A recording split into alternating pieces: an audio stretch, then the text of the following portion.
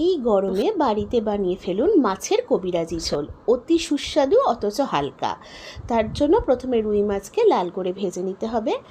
ওই তেলের মধ্যেই পটল গোটা গোটা সামনে পিছন চিড়ে তাকে ভেজে নিতে হবে। আর ভেজে নিতে হবে লম্বা লম্বা করে কেটে রাখা আলু।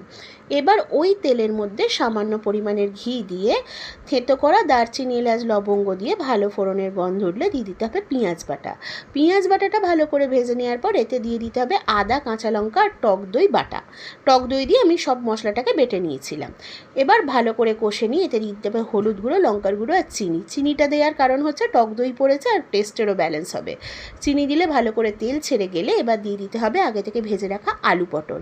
সুন্দরভাবে কষিয়ে নিয়ে জল দিয়ে ঢেলে সেদ্ধ করতে হবে। সিদ্ধ হয়ে গেলে মাছ দিয়ে খানিকটা ফুটিয়ে নিলেই রেডি হয়ে যাবে মাছের কবিরাজি ঝোল। আর আমার রেসিপি যদি ভালো লেগে থাকে তো অবশ্যই আমার চ্যানেলটাকে একবার সাবস্ক্রাইব করে দিয়ে আমার পাশে থাকবেন।